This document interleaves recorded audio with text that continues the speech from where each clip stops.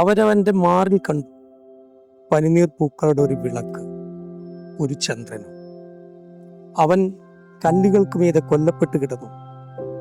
അവരവൻ്റെ കീശയിൽ കണ്ടു അല്പം ചില്ലറ, ഒരു തീപ്പെട്ടി, യാത്രയ്ക്കുള്ളൊരു പാസ്, അവൻ്റെ ചെറുപ്പം മുറ്റിയ കയ്യിൽ പച്ച കുത്തിയ പാട്.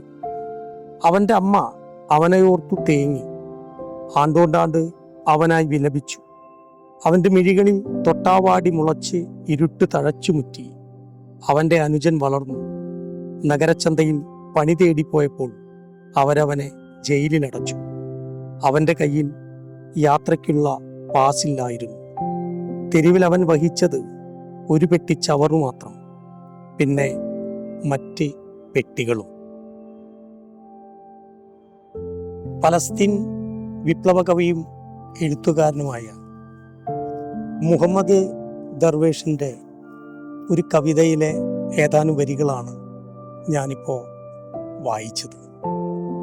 ഞാനും നിങ്ങളും ഇങ്ങനെ മുഖാമുഖം ഇരുന്ന് സംസാരിക്കുമ്പോൾ പശ്ചിമേഷ്യയുടെ മണ്ണിലും വിണ്ണിലും അഗ്നിഗോളങ്ങൾ ഉയരുകയാണ്. സാമ്രാജ്യത്വ അമേരിക്കയും സയനിസ്റ്റ് ഇസ്രായേലും കൂടി ഇറാൻ എന്ന് പറയുന്ന ഒരു കൊച്ചു രാജ്യത്തെ ഇല്ലാതാക്കാൻ ശ്രമിക്കുകയാണ്. യുദ്ധം ആർക്കു വേണ്ടി, എന്തിനു വേണ്ടി? ഉത്തരമില്ലാത്ത ചോദ്യങ്ങൾ ലോക ജനത മുഴുവൻ സാമ്രാജ്യത്വ അമേരിക്കയോടും സയനിസ്റ്റ് ഇസ്രായേലിനോടും ഈ ചോദ്യം ചോദിച്ചുകൊണ്ടേയിരിക്കുകയാണ്. രണ്ടുപേർക്കും ഒരേ ഒരു മറുപടി മാത്രം: ആഗോള ഭീകരതയ്ക്കെതിരെയാണ്, മനസമാധാനത്തിന് വേണ്ടിയാണ് ഈ യുദ്ധമെന്നാണ് ട്രംപും നെതന്യാഹുവും പറഞ്ഞുകൊണ്ടേയിരിക്കുന്നത്. കഴിഞ്ഞ 35 വർഷക്കാലമായി തങ്ങളുടെ കണ്ണിലെ കരടായി മാറിയ ഇറാൻ്റെ പരമോന്നത നേതാവും ആത്മീയ ചിന്തകനുമായ ആയത്തുള്ള അലി ഖുമേനിയ എന്ന് പറയുന്ന ഒരാളുടെ ജീവൻ അപഹരിക്കുക എന്ന ഒറ്റ ലക്ഷ്യം മാത്രമേ അമേരിക്കയ്ക്കും ഇസ്രായേലിനും ഉണ്ടായിരുന്നുള്ളൂ. ഒരു വേള അവരതിൽ വിജയിക്കുകയും ചെയ്തിരിക്കുന്നു. 2026 ഫെബ്രുവരി 28 പ്രഭാതം കേട്ടുണർന്ന വാർത്ത, പുണ്യ റമദാനിൽ നോമ്പ് നോർത്തും പ്രാർത്ഥനയിൽ മുഴുകിയിരിക്കുകയും ചെയ്യുന്ന ഒരു ജനതയുടെ നേർക്ക് ഇസ്രായേലും അമേരിക്കയും ബോംബ് വർഷിച്ചു എന്നുള്ള ഞെട്ടലോടെയുള്ള വാർത്ത കേട്ടാണ് ഉണർന്നത്. അതിൻ്റെ തൊട്ടു പിന്നാലെ മനസാക്ഷി മരിക്കാത്തവരുടെ കണ്ണിൽ ഈറനണിയിക്കുന്ന മറ്റൊരു വാർത്ത കൂടി പുറത്തേക്ക് വന്നു. മിനാബിൻ്റെ പ്രൈമറി വിദ്യാലയത്തിൽ, പെൺകുട്ടികൾ മാത്രം പഠിക്കുന്ന ഒരു വിദ്യാലയത്തിലേക്ക് ഈ സയനിസ്റ്റ് ഭീകരവാദം മിസൈലുകൾ വർഷിക്കുകയും അവിടുത്തെ പിഞ്ചു മക്കളെ കൊന്നൊടുക്കുകയും ചെയ്തു എന്ന ദാരുണമായ വാർത്തയാണ് നാം കേട്ടത്. പുറത്തു വരുന്ന വാർത്ത 150-ൽ പരം പിഞ്ചു കുഞ്ഞുങ്ങൾ മരണമടയുകയും 700-ലധികം വരുന്ന കുട്ടികൾ ഇന്നും മരണം കാത്ത് ആശുപത്രിയുടെ കിടക്കയിൽ നിൽക്കുന്ന കാഴ്ചയാണ് നമുക്ക് കാണാൻ വേണ്ടി കഴിയുന്നത്. ലോകത്തിൻ്റെ സമാധാനമാണ് നിങ്ങൾ ആഗ്രഹിക്കുന്നതെങ്കിൽ ഞങ്ങൾ ചോദിക്കട്ടെ, യുദ്ധത്തിൻ്റെ നിയമത്തിൽ പറയുന്നുണ്ട് ഒരു യുദ്ധത്തിലും ഒരു പിഞ്ചു കുഞ്ഞിൻ്റെ ജീവൻ പോലും അപഹരിക്കപ്പെടരുത് എന്ന്. നിങ്ങൾ ഈ യുദ്ധത്തിൽ എത്ര പിഞ്ചു കുഞ്ഞുങ്ങളെയാണ് കൊന്നൊടുക്കിയത്? നിങ്ങൾ പറയുന്നത് പോലെ ഞങ്ങൾക്ക് എവിടെയും നിങ്ങൾ പറയുന്ന മനസമാധാനം കാണാൻ സാധിക്കുന്നില്ല. എല്ലാ യുദ്ധത്തിനും ഒരു രാഷ്ട്രീയമുണ്ട്. ഇവിടെയും ഒരു രാഷ്ട്രീയം, അധികാരത്തിൻ്റെ രാഷ്ട്രീയം. വരാനിരിക്കുന്ന മാസങ്ങൾക്ക് അപ്പുറം ഇസ്രായേലിനകത്ത് ഒരു തെരഞ്ഞെടുപ്പ് വരാൻ വേണ്ടി പോവുകയാണ്. ആ തെരഞ്ഞെടുപ്പിനെ അഭിമുഖീകരിക്കണമെങ്കിൽ നെതന്യാഹുവിന് ഇത്തരത്തിലൊരു യുദ്ധം അനിവാര്യമാണ്. അഴിമതിയുടെ അപ്പോസ്തലവനായി മാറുകയും ഇസ്രായേലിൻ്റെ പരമോന്നത കോടതിയായ സുപ്രീം കോടതിയിൽ അഴിമതി കേസിൽ വിചാരണ നേരിട്ടുകൊണ്ടിരിക്കുകയും ചെയ്യുന്ന നെതന്യാഹുവിന് കേസിൽ നിന്ന് ഊരിപ്പോരുക എന്നുള്ളത് അത്ര എളുപ്പമുള്ള കാര്യമല്ല.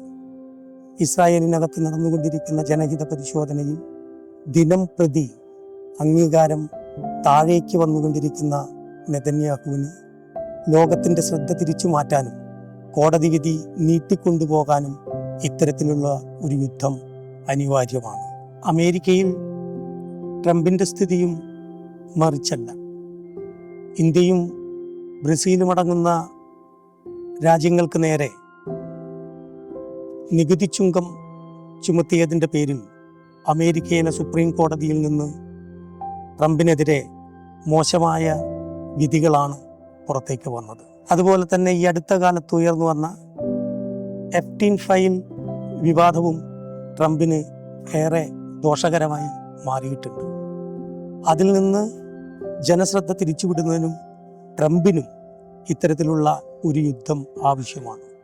അവിടെയാണ് രാഷ്ട്രീയമെന്ന് പറയുന്ന അധികാരത്തിൻ്റെ പിന്നാമ്പുറങ്ങൾ ഈ യുദ്ധത്തിന് പിന്നിലുണ്ടെന്ന് ഞങ്ങൾ വിശ്വസിക്കുന്നു. 23 വർഷങ്ങൾക്ക് മുമ്പ് വെറും 20 ദിവസം കൊണ്ട് നിങ്ങൾ നിലംപരശാക്കിയ ഇറാഖും ഇറാഖിൻ്റെ ഭരണാധികാരി സദ്ദാം ഹുസൈനുമല്ല ഇറാനും ഖുമേനിയും എന്ന് നിങ്ങൾ തിരിച്ചറിയുക. ലോകത്താകമാനം 98 രാജ്യങ്ങളിൽ അമേരിക്കയ്ക്ക് സൈനിക താവളങ്ങളുണ്ട്. പശ്ചിമേഷ്യയിൽ ഇറാൻ്റെ അതിർത്തി പങ്കിടുന്ന Kuwait, Bahrain, UAE, Qatar, Jordan തുടങ്ങിയ സ്ഥലങ്ങളിലും നിങ്ങൾക്ക് സൈനിക താവളങ്ങളുണ്ട്. എന്നാൽ അതൊന്നും പോരാതെ വരും ഇറാനെ കീഴടക്കാൻ. കാരണം ഭൂവിസ്തൃതിയിൽ യൂറോപ്യൻ രാജ്യങ്ങളായ ജർമ്മനി, ഫ്രാൻസ്, സ്പെയിൻ, UK തുടങ്ങിയ രാജ്യങ്ങൾ കൂട്ടിച്ചേർത്താലുള്ളതിനേക്കാൾ വലിയ ഒരു രാജ്യമാണ് ഇറാൻ. ഏകദേശം 1.6 ദശലക്ഷം കിലോമീറ്റർ വിസ്തൃതിയാണ് ഇറാനുള്ളത്. ഇറാനിലേക്ക് കരമാർഗം കയറണമെങ്കിൽ ഇറാൻ്റെ പടിഞ്ഞാറൻ അതിർത്തിയിലൂടെ വേണം കയറാൻ. എന്നാൽ ഇറാൻ്റെ പ്രകൃതി സാക്രോസ് പർവ്വതനിരകൾ എന്ന വലിയ ഒരു പർവ്വതങ്ങൾ അവിടെ തീർത്തു വച്ചിട്ടുണ്ട്. ആകാശം മുട്ടെ ഉയർന്നു നിൽക്കുന്ന ഈ പർവ്വതനിരകൾ 1000 കിലോമീറ്റർ ചുറ്റളവിലാണ് വ്യാപിച്ചു കിടക്കുന്നത്. 1980 അമേരിക്കയുടെ പിന്തുണയോടെ സദ്ദാം ഹുസൈൻ ഇറാനെ ആക്രമിക്കാൻ വേണ്ടി വന്നപ്പോൾ ഇറാൻ ഗറില്ലകൾ സദ്ദാം ഹുസൈനെയും ഇറാഖ് സൈന്യത്തെയും തച്ച് തകർത്തത് ഈ പർവ്വതനിരകളുടെ ഇടയിൽ വെച്ചിട്ടാണെന്ന ചരിത്ര സത്യം നിങ്ങൾ മറന്നുപോകരുത്. ഇനി ഈ പർവ്വതനിരയും കടന്ന് ഇറാനകത്തേക്ക് കടന്നു പോകണമെങ്കിൽ ലഷ്തി കബീർ, ലഷ്തി ലൂഡ് എന്ന് പറയുന്ന 2 മരുഭൂമികളിലൂടെ സഞ്ചരിക്കണം. ഇറാൻ്റെ മധ്യഭാഗത്തായി സ്ഥിതി ചെയ്യുന്ന ഈ മരുഭൂമിയുടെ ചൂട് 70 ഡിഗ്രിക്കും മുകളിലാണ് എന്നാണ് നമുക്കറിയാൻ വേണ്ടി കഴിയുന്നത്. ചുരുക്കി പറഞ്ഞാൽ ചൊവ്വാഗ്രഹത്തിൽ പോയി യുദ്ധം ചെയ്യുന്നതിന് സമാനമാണ് ഈ മരുഭൂമികളിലൂടെയുള്ള യുദ്ധം. ഏതൊരു അന്യരാജ്യത്തെ സൈനികനും ഈ ചൂട് സഹിക്കാൻ കഴിയുകയില്ല. ഇനി ഇറാൻ്റെ ഈ പർവ്വതനിരകളും ഈ മരുഭൂമികളിലെ ചൂടും അവഗണിച്ച് അല്ലെങ്കിൽ അതിനെ പ്രതിരോധിച്ച് അമേരിക്കയുടെയും ഇസ്രായേലിൻ്റെയും സേന മുന്നോട്ട് പോയാൽ തന്നെ കാത്തിരിക്കുന്നത് വലിയൊരു ചതിക്കുഴിയാണ്. അമേരിക്കയുടെയും ഇസ്രായേലിൻ്റെയും ആകാശ മിസൈലുകളെ തൊടുക്കാൻ ഇറാൻ്റെ പഴയ യുദ്ധവിമാനങ്ങൾക്ക് കഴിയില്ല എന്ന തിരിച്ചറിവിൻ്റെ ഭാഗമായിക്കൊണ്ട് കാലങ്ങൾക്ക് മുമ്പേ ഇറാൻ ഭൂഗർഭ മിസൈൽ നഗരങ്ങളെ സൃഷ്ടിച്ചിട്ടുണ്ട്, ഉണ്ടാക്കിയെടുത്തിട്ടുണ്ട്.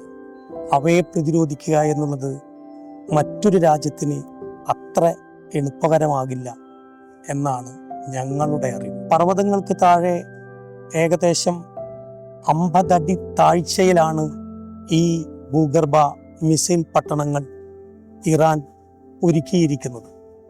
ഇവിടെ നിന്നാണ് ഇറാൻ തങ്ങളുടെ ബാലിസ്റ്റിക് മിസൈലുകൾ ശത്രുരാജ്യങ്ങളിലേക്ക് വർഷിക്കുന്നത്. അതുകൊണ്ട് തന്നെ ശത്രുരാജ്യങ്ങൾക്ക് എവിടെ നിന്നാണ് ഇവരുടെ മിസൈലുകൾ വരുന്നത് എന്ന് പോലും അറിയാൻ വേണ്ടി സാധിക്കാതെ പോകുന്നുണ്ട്. മറ്റൊന്ന്, പേർഷ്യൻ ഗൾഫിനെയും അറബിക് കടലുകളെയും ബന്ധിപ്പിക്കുന്ന ഹോർമുസ് കടലിടുക്കാണ്. ഏകദേശം ലോകത്തിൻ്റെ എണ്ണ ശേഖരണത്തിൽ 20-30% എണ്ണയും പോകുന്നത് ഈ ഹോർമുസ് കടലിടുക്കിലാണ്. ഈ കടലിടുക്കിൻ്റെ ഒരു ഭാഗം നിയന്ത്രിക്കുന്നത് ഇറാനാണ്. ആ കടലിടുക്ക് ഇപ്പോൾ ഇറാൻ സമ്പൂർണമായി അടച്ചുപൂട്ടിയെന്നാണ് നമുക്കറിയാൻ വേണ്ടി കഴിയുന്നത്. അങ്ങനെ വന്നാൽ ലോകത്തിൻ്റെ സാമ്പത്തിക സ്ഥിതി ആകെ തകരും. എണ്ണവില ലോകത്ത് കുതിച്ചുയരും. നിത്യോപയോഗ സാധനങ്ങളുടെയും മറ്റും വില നിലവാരങ്ങൾ പിടിച്ചു നിർത്താൻ പറ്റാത്ത രീതിയിലേക്ക് പോകും. അങ്ങനെ ഒരു അവസ്ഥയിലേക്ക് വന്നാൽ അത് ലോകരാജ്യങ്ങൾക്കും അമേരിക്കയ്ക്കും ഇസ്രായേലിനും താങ്ങാനാവാത്ത ഒരു ആഘാതമായി മാറും. തങ്ങളെ ആരെങ്കിലും ആക്രമിച്ചാൽ കടലിൽ നിക്ഷേപിച്ചിട്ടുള്ള ആയിരക്കണക്കിന് മൈനുകളും ആയുധം നിറച്ച കൊച്ചു ബോട്ടുകളും ഉപയോഗിച്ച് ഹോർമുസ് കടലിടുക്കിൽ നിൽക്കുന്ന എണ്ണക്കപ്പലുകളെ തകർത്ത് കളയുമെന്ന് ഇറാൻ ലോക ജനതയോട് പലതവണ പറഞ്ഞിട്ടുണ്ട്. കഴിഞ്ഞ ദിവസങ്ങളിൽ നാം കണ്ടതും അതുതന്നെയാണ്. ഈ പറയുന്ന രീതിയിൽ പ്രകൃതി നൽകിയ പർവ്വതനിരകളും മരുഭൂമികളും മിസൈൽ പട്ടണങ്ങളും ഭൂഗർഭ മിസൈൽ നഗരങ്ങളും ഹോർമുസ് കടലിടുക്കും കടന്ന് ഇറാനെ ആക്രമിക്കുക എന്നുള്ളത്, കീഴ്പ്പെടുത്തുക എന്നുള്ളത് ഒരു ലോകത്തിനും ഒരു രാജ്യത്തിനും സാധ്യമല്ല എന്നാണ് ഞങ്ങൾ തിരിച്ചറിയുന്നത്. വെനിസ്വേലൻ പ്രസിഡന്റ് മഡൂറോയെ കൽത്തുറങ്കിലടച്ച് അവിടുത്തെ എണ്ണ സമ്പത്ത് കൈക്കലാക്കിയതുപോലെ ഇറാനെ ആക്രമിച്ച് ഇറാൻ്റെ എണ്ണ സമ്പത്ത് കൈക്കലാക്കുക എന്ന് അമേരിക്കൻ ഗൂഢപദ്ധതി. ഗാസ മുനമ്പിനെ അസ്ഥിരപ്പെടുത്തിക്കൊണ്ട് ഒരു യഹൂദ രാജ്യം കെട്ടിപ്പടുക്കുക എന്ന വംശീയ ചിന്താഗതി വെച്ച് പ്രവർത്തിക്കുന്ന നെതന്യാഹുവിനും ഈ യുദ്ധം അത്ര എളുപ്പത്തിൽ അവരുടെ പദ്ധതികൾക്ക് വേണ്ടിയുള്ള ലക്ഷ്യത്തിലേക്ക് എത്താൻ സാധിക്കുകയില്ല. ഒന്നുകൂടി പറഞ്ഞ് അവസാനിപ്പിക്കാമെന്ന് ഞങ്ങൾ പ്രതീക്ഷിക്കുക. ഇറാൻ്റെ പരമോന്നത നേതാവും ആത്മീയ പണ്ഡിതനുമായ ആയത്തുള്ള അലി ഖുമേനിയെ അമേരിക്കയും ഇസ്രായേലും ചേർന്ന് വധിക്കുന്നതിന് മണിക്കൂറുകൾക്ക് മുമ്പ് റഷ്യയുടെ പ്രസിഡന്റ് വ്ളാദിമിർ പുടിൻ ഖുമേനിയെ ഫോണിൽ വിളിച്ച് പറഞ്ഞു അത്രേ, അമേരിക്ക നിങ്ങളെ അപായപ്പെടുത്താൻ, കൊലപ്പെടുത്താൻ ശ്രമിച്ചുകൊണ്ടിരിക്കുന്നു. അതുകൊണ്ട് തന്നെ എത്രയും പെട്ടെന്ന് ഇറാൻ വിട്ട് നിങ്ങൾ റഷ്യയിലേക്ക് കടന്നു വരിക. ആ വാക്കിന് ഖുമേനിയ നൽകിയ മറുപടിയാണ് ഏറ്റവും പ്രശസ്തമായത്. ഖുമേനിയ പറഞ്ഞു, എൻ്റെ മാതൃരാജ്യത്തെ മരണത്തിലേക്ക് തള്ളിവിട്ടുകൊണ്ട് എനിക്ക് രക്ഷപ്പെടേണ്ടതില്ല. മരിക്കുന്നെങ്കിൽ എൻ്റെ മാതൃരാജ്യത്തിൻ്റെ മടിത്തട്ടിൽ കിടന്നുകൊണ്ട് ഞാൻ മരിക്കും. ഞാൻ എങ്ങോട്ടുമില്ല. ഇത്രമേൽ ഒരു നാടിനെ സ്നേഹിക്കുകയും ഒരു രാജ്യത്തിൻ്റെ ഉന്നമനത്തിനു വേണ്ടി ആഹാരാത്രം പ്രയത്നിക്കുകയും പാടുപെടുകയും ചെയ്യുന്ന ധീരനായ ഒരു പരമാധികാരിയുടെ ആത്മീയ പണ്ഡിതൻ്റെ വാക്കുകൾക്ക് മുമ്പിൽ, ആ ദൃഢ പ്രതിജ്ഞയ്ക്ക് മുമ്പിൽ ശിരസ് നമിച്ചുകൊണ്ട് ഞങ്ങൾ അവസാനിപ്പിക്കുകയാണ്. യുദ്ധം അവസാനിക്കും. നേതാക്കൾ കൈക്കൊടുത്ത് പിരിയും. ആ വൃദ്ധ രക്തസാക്ഷിയായ തൻ്റെ മകന് വേണ്ടി കാത്തിരിക്കും. ആ പെൺകുട്ടി തൻ്റെ പ്രിയതമനായ ഭർത്താവിന് വേണ്ടി കാത്തിരിക്കും. ആ കൊച്ചു കുട്ടികൾ തങ്ങൾക്കേറെ പ്രിയപ്പെട്ട തൻ്റെ അച്ഛന് വേണ്ടിയും കാത്തിരിക്കും. എൻ്റെ മാതൃഭൂമി വിറ്റതാരാണെന്ന് ഞങ്ങൾക്കറിയില്ല. എന്നാൽ അതിന് വില നൽകിയത് ആരൊക്കെയാണെന്ന് ഞങ്ങൾക്കറിയാം. വിപ്ലവ കവി മഹ്മൂദ് റഷ്ദിയുടെ വാക്കുകൾ ഉച്ചരിച്ചുകൊണ്ട് ഞങ്ങൾ നിർത്തട്ടെ. The signing off we next true thinkers.